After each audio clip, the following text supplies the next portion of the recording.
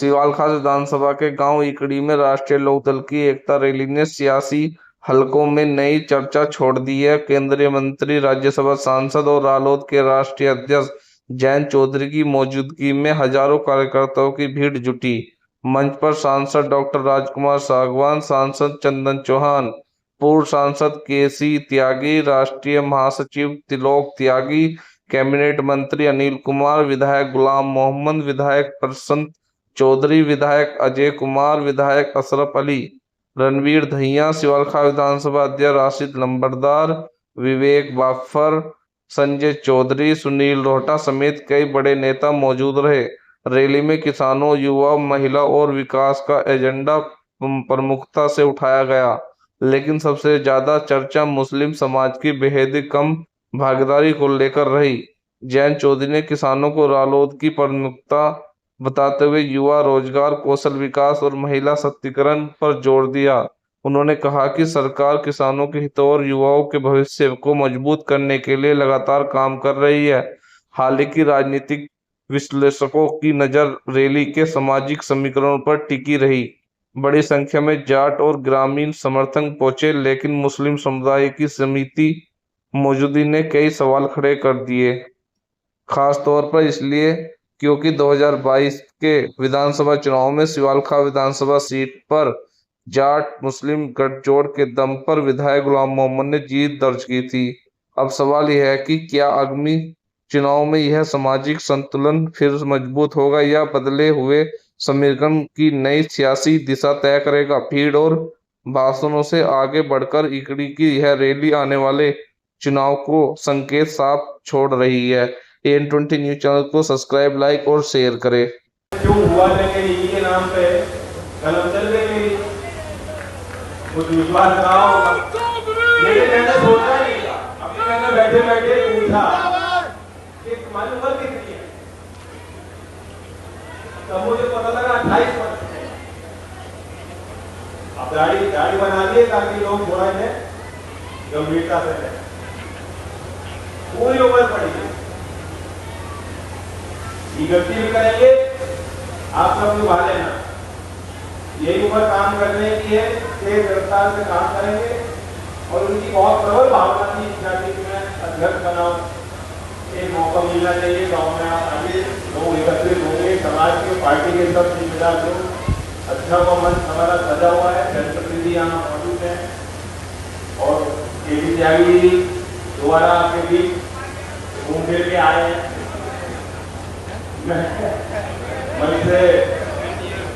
मन दिल यही था, स्वागत करता हूँ। दिल बहुतों का यही रहता है, मैं नहीं जानता। रोज मैं मुलाकात करता हूँ, फलाने दल में नेता, फलाने दल में नेता। आगे कहते हैं देखो हमको चौधा को मानते हैं, हमारा दिल नहीं है। मैं कहता हूँ जब दिल का जुड़ाव है और साथ होने को किस काम में, तो त्यागी जी ने वो भी तो जो दूरी थी। अब कोई बहाना नहीं है, त्यागी जी केसी जी आ गए हैं, लोकदल को भी मजबूती मिलेगी। और लोकदल का परचम सिर्फ इकड़ी और सिर्फ मेरा तो सिर्फ पश्चिम उत्तर प्रदेश में नहीं, देश में जिस तरह से 24 चरण सिंह के समय एक विराट चरण सिंह जी के विचार अभी भी उनकी आवश्यकता है, वे प्रासंगिक हैं। बहुत कुछ अगर आप उनके विचारों को पढ़ेंगे, अध्ययन करेंगे, बहुत कुछ उसमें से अभी भी सीखने को मिलता है। लंबे अनुभव उनके साथ काम करने वाले लोगों के हैं जो अभी भी मुझे यहाँ सभा में दिख रहे हैं। मैं मानता हूं कि आज के राष्ट्रीय लोकदल में जो भविष्य की चुनौतियों को के लिए हमारे समाज को, इस क्षेत्र को तैयार कर रहा है। सरकार में भी हमारे प्रतिनिधि शामिल है। सरकार में हमारी ये पुरजोर कोशिश रहती है कि सरकारी योजनाओं का लाभ आप तक पहुंच सके। लेकिन मैं ये मानता हूं कि जब मुझे अवसर मिलता है और किसी ऐसे कार्यकर्ता का सम्मान मैं कर पाता हूं जिन्होंने कभी चौधरी अजीत सिंह जी के साथ काम किया हो, जिन्होंने कभी चौधरी चरण जी को देखा हो या उनके साथ काम किया हो, उनके करीब रहे, तो मैं ये मानता हूं अंदर कि मैं किसी तरीके से चौधरी अजीत सिंह जी को मैं अपने करीब रखा हूं और चौधरी चरण सिंह जी की जो आदत है वो भी मैं अपने करीब रख रहा हूं। जब मैं उनके साथ काम करने वाले लोगों को अपने साथ करता हूं। तो इसलिए ये अनोखा मिश्रण है। नौजवान है, मैं भी अपने आप को भी उसी श्रृंखला में जोड़ लेता हूं उसमें, लेकिन हमें पुराने रास्ते पे चलना है, नए लोग भी जोड़ रहे हैं। ये भी जरूरी नहीं है कि सब पुराने रास्ते आज भी कामयाब हो। सारी नीति पुरानी निकाल के लाओगे और वही आप लागू करने की सोचोगे, ठानोगे, तो वो भी सफलता आपको उसमें नहीं मिल पाएगी। आज के परिवेश में क्या चीज संभव है, क्या चीज होनी चाहिए। लोकदल के बुद्धिजीवी मेरठ क्रांति की धरती है, मेरठ इंटेलेक्चुअल की धरती है, मेरठ विचारों की धरती है, मेरठ छात्र छात्राओं की भूमि है। एक नवीन विचार, यहाँ का नवाचार देश और दुनिया तक पहुंचता है। तो इसलिए आज लोकदल की अहम बैठक में मैं आपसे अपील करना चाहता हूँ और खासतौर पर नौजवानों को कहना चाहता हूँ कि हर एक नौजवान, यहाँ पे बैठे हर एक छात्र, हर एक छात्रा है, अगर आप 10 को जोड़ेंगे, सब जो आप पार्टी के लिए चाहते हैं उन चीजों को हम हासिल करें। ये दल आपका दल है, मैं आपका ही हूँ। ये सारे लोग आपके बैठे सामने बच्चे, ये भी आपके बीच के, और आपका भला कैसे हो, ये रास्ता विकास का, उस रास्ते को, उस पथ पे कैसे मजबूती से चल सकते हैं, उस पर आत्ममंथन हम लोगों को करने की जरूरत है। इस कार्यक्रम का एक मूल उद्देश्य है, हमने जो नाम रखा है वो एकता, और एकता के क्या मूल है, क्या भाव है, लोकदल का कार्यकर्ता वही बात ही जानता। चौधरी चरण सिंह जी कहते थे कि किसानों में बंटवारे नहीं होने चाहिए, किसानों की कोई जाति नहीं है। वो चाहते थे किसान, कामगार, किसान, मजदूर, गांव का भूमिहीन भी, उस समय उनकी खेती हरी थे मजदूर, उन सबको साथ मिलकर लेके राजनीतिक मुख्यधारा में उनको लाने की जो उनकी कयावत थी, उसी का नाम लोकदल है। और आज हमारे क्षेत्र में सौहार्द बना रहे, हिंदू मुसलमान सभी धर्म को मानने वाले लोग आपस में भाईचारे के भाव के साथ रहें, काम करें, एक दूसरे की मदद करें, सहयोग करें, एक दूसरे को कंधा दें, सुख और दुख का साथ, यही समाज की जो पहचान होती है वो पहचान बरकरार रहे। और ये इसलिए भी जरूरी है कि जहाँ तनाव होता है, चाहे जातिगत आधार पे हो, चाहे किसी और आधार पे कोई भेद अगर समाज में होगा तो वो समाज पिछड़ रहा है। एक बड़ी चीज है जो अभी हमें दिखाई नहीं देती, अक्सर समाज में कुछ ऐसी चीजें हैं, कुरीतियां हैं जो लंबे समय से चलती आई हैं, हमें तो पता लगती है जब वो एक बड़े रोग के तौर पे हमारे सामने आती है। सबसे बड़ी समस्या, ज्वलंत मुद्दा हमारे क्षेत्र के लिए, समाज के लिए और पूरे देश में चीजें हैं, उत्तर भारत में शायद ही ज्यादा व्यापक तौर से देखी जाती है, वो है महिलाओं की भागीदारी। इस सभा में आप देख लो, आप अपनी संख्या में आप ऐसा तो है नहीं कि गांव में 50% महिलाएं नहीं है, जितने पुरुष हैं उतनी महिलाएं हैं। लेकिन शायद आपने ढंग से बुलाया है, शायद आपने वो विश्वास नहीं किया कि ये सभा तुम्हारी भी है, ये दल तुम्हारा भी है, ये मंच तुम्हारा भी है, ये परिवार तुम्हारा भी है, ये जिम्मेदारी तुम्हारी भी है। आज महिलाएं प्रधान बन रही हैं, बच्चों की देखभाल करती हैं, आंगनबाड़ी है, आर्म फोर्सेस में है। मेरा आदमी बहुत गर्व से कहता है कि हमने तो क्रांति की युग देखे हैं। धन सिंह कोतवाल जी का नाम लिया जाता है, सम्मान के साथ, अदब के साथ। महाराजा कदम सिंह जी का लिया जाता है, बाबा सावंत जी का लिया जाता है। आज भी कोई ऐसा युद्ध लड़ा जाएगा तो उसमें मेरठ के इसी क्षेत्र के, इसी कर्मभूमि के हमारे नौजवान लहू बहाने का मौका अगर मिलेगा, अवसर मिलेगा, तो अपने साथ आगे काम करके रखते हैं। ये लेकिन हमारी बेटियां भी हैं, आपको बेटियां तीनों मिल रहे हैं, ऐसा कोई काम नहीं जो हमारी बेटियां नहीं कर रही। और मुझे खुशी से बताने में खुशी हो रही है कि आप शिक्षा के क्षेत्र में भी देखेंगे, जो बुनियाद है स्कूल, वहां भी पहले भागीदारी कम होती थी, आज बेटियां हर पैमाने पे लड़कों से आगे चल रहे। यूपी बोर्ड का रिजल्ट आया है, 2 लड़कियों ने टॉप किया, दोनों के बराबर अंक आए, दोनों टॉपर महिलाएं हैं, लड़कियां हैं और छात्राएं। फर्क जो राज्य सर्वेक्षण होता है उसमें भी नतीजे लगातार उसमें देखा जाता है कि महिलाओं की, बच्चियों की भागीदारी शिक्षा की गुणवत्ता में उनकी गिनती बढ़ रही है। और मुझे ये भी खुशी है कि हमारी यूपी की सरकार शिक्षा को प्राथमिकता दे रही है। आप लोग इतनी चिंता नहीं करते, आप अपने काम की, खेत की, कारोबार की चिंता करते हैं। नहीं। लेकिन तो घर की, गृहस्थी की, आंगन को संभाल रही है, बाहर भी काम कर रही है आपसे ज्यादा, खेतों में कामगार बन के आधुनिक अर्थव्यवस्था में शामिल हो गए। ये घर की महिलाएं अगली पीढ़ी की ज्यादा चिंता करती हैं। और इसलिए जब मैं शिक्षा की बात करता हूँ, शिक्षा मंत्री बना हूँ, तब से मैं मानता हूँ कि महिलाएं तो है, मेरी बात ज्यादा सुन रही कभी तक। तो मैं बताना चाहता हूँ, हमारी राज्य सरकार भी अभी जो बजट पेश हुआ, 9 लाख करोड़ का बजट पेश हुआ। यूपी की तस्वीरें बदल रही, धीमे धीमे प्रभाव दिखाई दे रहा है। और 9 लाख करोड़ के बजट में सारा 12.5% शिक्षा क्षेत्र को आवंटन किया है। ये सब लोग जानते हैं, दक्षिणी भारत में कुछ राज्यों ने लीड ली, केरल जैसे राज्य में, तमिलनाडु जैसे राज्य में, आंध्र प्रदेश और तेलंगाना दोनों राज्य का बंटवारा हो गया। तेलंगाना नया राज्य बना है, वहां पे आप सरकारी स्कूलों की जाके व्यवस्था देखोगे तो आपको ये बात कटेगी, आपको बात की फीस पहुंचेगी, दर्द होगा और बात महसूस होगी कि हम यूपी में सरकारी स्कूलों में हम क्या कर रहे थे इतने वक्त, हमारा ध्यान क्यों नहीं गया। ये वाली सरकारें आई, किसी ने उसको ध्यान नहीं दिया।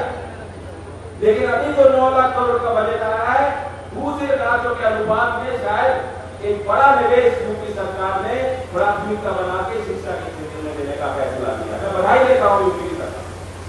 और महिलाओं के लिए विशेष योजना बनी है, रानी लक्ष्मीबाई स्कूटी योजना 400 करोड़ रुपए दिए जाए। और हमारी कन्या जो शिक्षा के क्षेत्र में जो कन्या है, उनके लिए विशेष योजना बनाई जिसमें 1 लाख रुपए तक का प्रावधान दिया। कायाकल्प और अलंकार 2 ऐसी योजनाएं हैं। मैं दूसरे राज्य के शिक्षा मंत्रियों से बैठक करता हूँ, बताता हूँ कि ये भी मॉडल है। अगर आप अलंकार योजना में देखेंगे तो प्रदेश में 2450 माध्यमिक सरकारी स्कूलों में 33 मानक में निवेश हुआ है। और वो जमा योजना है, समाज के लोग देते हैं और सरकार भी देती है। सिर्फ सरकारी स्कूल नहीं, गवर्नमेंट एडेड जो एक बड़ा परिसर है उत्तर प्रदेश में, बड़ी संख्या गवर्नमेंट एडेड स्कूल की है, उसमें भी उस योजना में निवेश हुआ। कायाकल्प योजना 2018 से योजना चल रही है। अब तक के 1,26,000 सरकारी स्कूलों को प्राथमिक पाठशालाओं में 19 मानक में निवेश किया गया। एक बात है कि आपके पास क्लासरूम नहीं था, क्लासरूम बना दिया, बाथरूम नहीं था, बाथरूम बना दिया, कैंडल की व्यवस्था नहीं थी, बाउंड्री वॉल नहीं था, खेल की सुविधा नहीं थी, कंप्यूटर लैब नहीं था, लाइब्रेरी नहीं। एक तो हो गया पक्के निर्माण और एक हो गई शिक्षा की गुणवत्ता। उसके लिए आपको अध्यापकों पे भी ध्यान देना होगा। हर कार्य क्षेत्र में आज यूपी में जो 10 साल पहले स्थितियां थी, आज एक बड़े व्यापक स्तर पे प्रयास और एक निर्माण हो रहा है। मैं बधाई देता हूँ केंद्र सरकार की जो समग्र योजना है, इस साल के केंद्र सरकार के बजट में अब तक के इतिहास में सबसे ज्यादा निवेश शिक्षा के क्षेत्र में इस साल के बजट में जो प्रस्ताव भारत के पार्लियामेंट ने पारित किया, उस साल 83,000 करोड़ रुपए देश भर के स्कूलों में निवेश किए थी सरकार का। तो ये मेरा सौभाग्य है कि मैं इस बुनियादी व्यवस्था में जो राष्ट्र निर्माण की नींव है, जिसका प्रभाव एकदम दिखाई नहीं देता, लेकिन 10-20 साल में कार्य पद्धति पे, हमारी विकास की गति में, हमारी सामाजिक जो है निर्माण में, आपको शिक्षा के क्षेत्र में जो आज हम निवेश कर रहे हैं उसका प्रभाव 10 साल बाद दिखता है। मुझे खुशी है कि मैं इस यात्रा में छोटा सा अपना जो है आहुति दे पा रहा हूं। यही वासना के बैठे हमारे प्रबंधक, मैं आपको धन्यवाद देता हूं। आपने रुचि दिखाई और आपने मान की कि हमारा इतना पुराना पाठशाला है, पुरानी तस्वीर विद्यार्थी के पास चौधरी चरण सिंह जी गए, उसका पत्थर लग रहा था जहां मुझे ऐसे दिखते हैं लोग जिनके खून और कर्म में सामाजिकता को ध्रुव हो, जो चाहते हैं संस्थाओं का निर्माण, वहां मुझे खुशी होती है कि मैं अपना योगदान दे पा रहा हूँ। रासना में भी खेल का एक निर्माण मेरी सांसद से हो गया।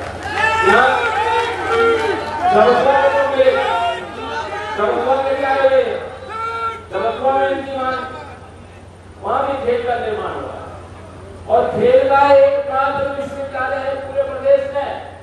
अब ऐसे 14 विश्वविद्यालय अनेकों राज्य में बनना है, लेकिन लीड उत्तर प्रदेश ने ली मेजर ध्यानचंद जी के नाम से, वो निर्माण भी कहीं दूसरे क्षेत्र में नहीं हो रहा, वो भी यही सरगला विधानसभा क्षेत्र में यहाँ नहीं करना, रिकॉर्ड करना है 15 किलोमीटर की दूरी होगी वहाँ, उस परिसर को मैं देख के आ रहा हूँ। और इसी एकेडमिक साल से वहाँ अंडर ग्रेजुएट और मास्टर के प्रोग्राम होंगे, वहाँ पीएचडी के प्रोग्राम होंगे, वहाँ कोच भी तैयार होंगे और वहाँ उस परिसर के खिलाड़ी भी तैयार होंगे जो देश के अंतर्राष्ट्रीय स्तर पर मेडल दिए। तो ये तो सरकारी काम हुआ और विकास की भी अनेक संभावनाएं। यही मेरठ में साकेत में जो सरकारी आईटीआई, शायद उत्तर प्रदेश में सबसे पुरानी आईटीआई है, बड़ा परिसर है, 20-25 एकड़ का निर्माण, 24 चरण सिंह विश्वविद्यालय से लगा हुआ क्षेत्र है। आज तक मुझे नहीं लगता किसी सरकारी योजना के अंतर्गत उस संस्था को लिया गया। पीएम सेतु 7,000 करोड़ की जो योजना है कौशल विकास के लिए, उसी के अंतर्गत उसे हब बनाकर वहां पे विकास कैसे पहुंचाया जा सकता है। और खेल के लिए इंडस्ट्रियां जो बॉल बनाते हैं, बैट बनाते हैं, गुल्लक बनाते हैं, मुझे बहुत खुशी है जो महिलाएं मेरी यहाँ पे ठीक है, मैं बताना चाहता हूँ। एक और फर्स्ट, एक और नवीन काम, उत्तम काम जो मेरठ के लोगों ने किया, जो कहीं और नहीं हो पाया, आपके सहयोग, स्वयं सहायता समूह, सेल्फ हेल्प ग्रुप। आप जानते हो पूरे देश में ऐसा कई उदाहरण नहीं है। कौशल विकास मंत्रालय, एनएचपीसी और चौधरी चरण सिंह विश्वविद्यालय ने साथ मिलकर जो काम किया। महिलाएं आज बैडमिंटन का रैकेट बना रही हैं, स्वयं सहायता समूह, बड़ी बड़ी कंपनियां बनाती थी, या महिलाएं एकत्रित होती और वो शटलकॉक और बैडमिंटन रैकेट बना रही हैं।